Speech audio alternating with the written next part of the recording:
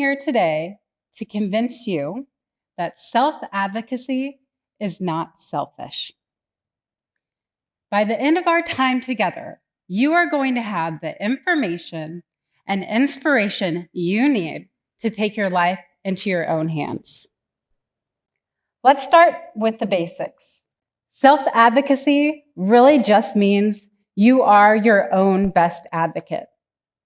It's that you know your value that you bring to your job, to your clients, to your family, and your community.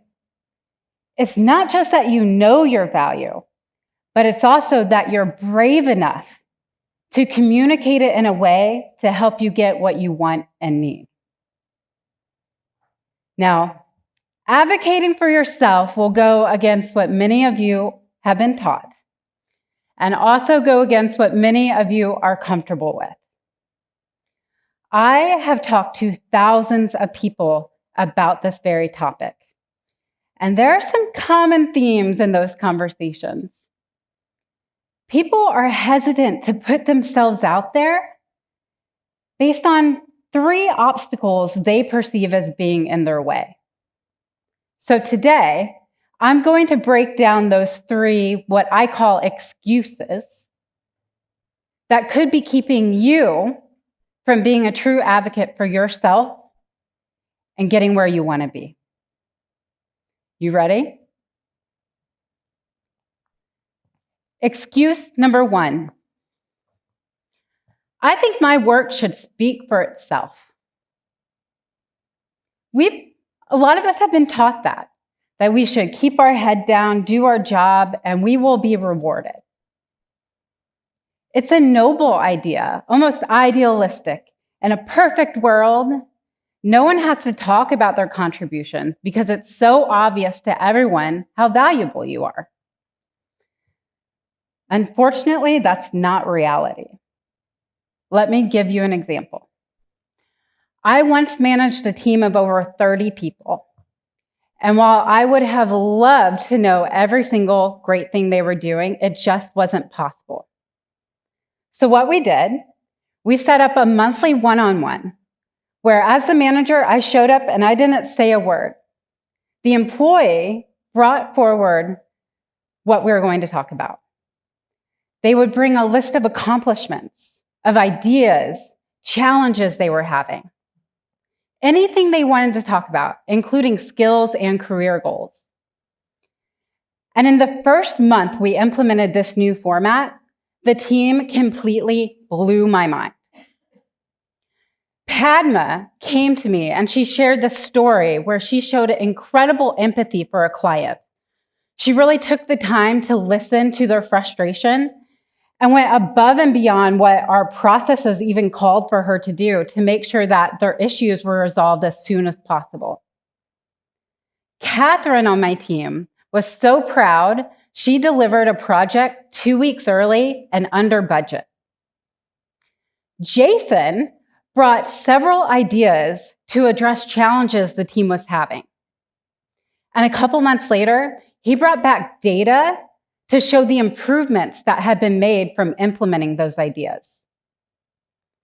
I started to see more emails get forwarded to me that clients had sent my team members thanking them for giving them delightful experiences.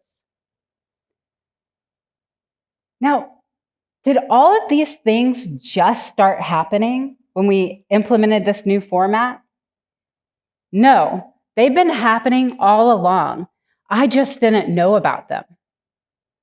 So by giving this opportunity for the team to bring forward their accomplishments, it allowed me as the manager to really understand each of their contributions. And when it came time to making decisions on who was going to take on more responsibility or who deserved a promotion, it made my job a lot easier. But it also was great for each employee to take the time to reflect and be proud of their work on a regular basis. So no, your work will not always speak for itself. Sometimes you have to speak for it. Excuse number 2. I believe when the time is right, my boss will promote me. Another novel idea. We will get what we want simply because we deserve it. When people say this to me, I usually have a few questions. Does your boss even know you want a promotion? When considering who out of you and your peers are going to get it, why would they pick you? How do they know you deserve it? And have you even made it clear that you want it? I mentioned I've been talking about this topic for years, but even I made this mistake just a few years ago of assuming my boss knew what I wanted in my career. I just wrapped up a big communications project for my vice president, and I was starting to look at what I wanted to do next. So I set up 30 minutes to have a career conversation with him. I wanted to reflect on the work I had been doing and see where he envisioned me on his leadership team in the future. We got into the meeting and he says, "This is great timing, Ashley. I'm taking your name forward next week in our top talent review." This was news to me and I was super excited. But then he said, "I'm going to recommend you do communications for a senior vice president." That might sound amazing to you, but it was kind of devastating to me because that did not align with my career goals at all. I wanted to have my own team again, to lead and inspire.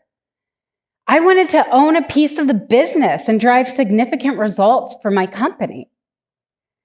And I thought he knew that he knew what I wanted in my career. But he didn't until I told him. The good news is that we left that conversation agreeing he would now recommend me to be a chief of staff to a senior executive. And I had no idea that just 3 weeks later, I would get the opportunity of a lifetime to interview with and work for the CEO of my company, a Fortune 50 international technology company. And it's all because I didn't wait for my boss to promote me. I set up 30 minutes with him to make sure he knew what I wanted. We're moving on to excuse number 3, our final excuse and the most common. I hear it all the time. "Ashley, this makes me uncomfortable. What if people judge me or think that I'm bragging?" And I get it. It can be uncomfortable. But I want you to imagine a couple scenarios. Picture you just get an email from your client raving about the positive experience you gave them when you spent hours helping them solve an issue. But instead of forwarding that email to your boss, you sit on it. You don't want to come off as being full of yourself. Imagine you just win a prestigious award in your industry, one that is extremely hard to get and is a testament to all the hours and passion you put into your company and clients. But instead of sharing it with your network or on your social media, you don't tell anybody for fear that they may think you're bragging. Is that really the right thing to do for you? Should you stay humble, downplay your value, pretend you didn't achieve something amazing? What a wasted opportunity to show your impact in the world. Now, what if I told you there are some things you can do to make it a little less uncomfortable to share those types of things? The first, use we instead of me. Why not show how proud you are to have been a part of a team that accomplished this milestone? By sharing the credit, you are showing that you brought value and also that you're a team player. The second, use data and facts to show your value. No matter what you do, if you're in corporate life like me, if you're a teacher, if you're a stay-at-home parent, or if you're a small business owner, you are bringing value to someone, probably a lot of people. We don't always take the time, though, to measure that value. You can do this a couple ways. Qualitatively, send out a survey to your colleagues and your customers asking for feedback and testimonials on your services and products. Quantitatively, calculate some stats.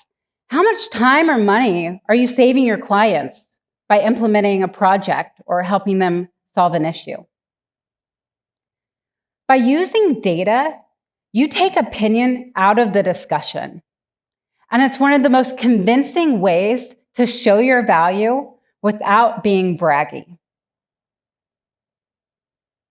But I have to ask, those people you fear are going to judge you, do they really matter?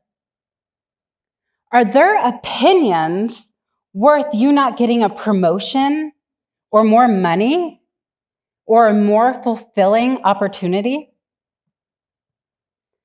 While people may be judging you for what you share, there are also people watching who can use your very skills.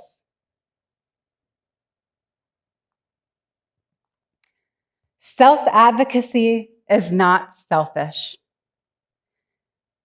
As soon as you start to know your value and start to communicate it to your manager so you get the promotion, to your social media followers so they see how people are getting value out of your services, or even to your family and friends so that they know what skills you have, like cooking or making fun graphic t-shirts.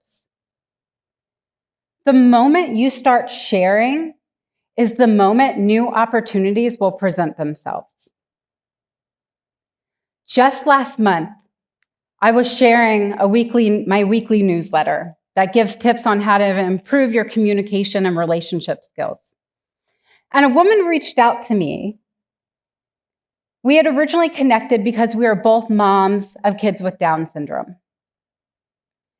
And when she reached out, she told me she's on the board of the local Gigi's Playhouse and that they could really use my skills to help create a jobs program for adults with Down syndrome so they could enter the workforce and make a living.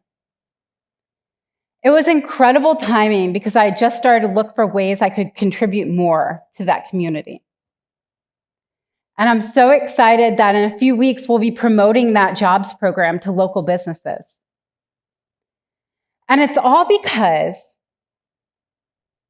first, I put myself out there and I shared my expertise.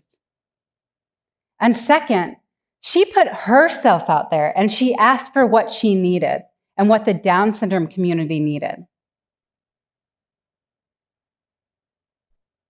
You see? Self-advocacy is not selfish. It's actually contagious. The more you start to show your value, the more others will follow your lead. And the more you get your needs met, then you can start to take that advocacy and apply it to helping others. But you can't change the world without first sharing your value. I've asked a lot of questions of you as I've encouraged you tonight to really reflect on what it is you want out of your life and your career. But I have one more I'd like to leave you with. What is the greater risk here? Keeping quiet for fear of being judged, or putting yourself out there to live the life you were made for? Thank you.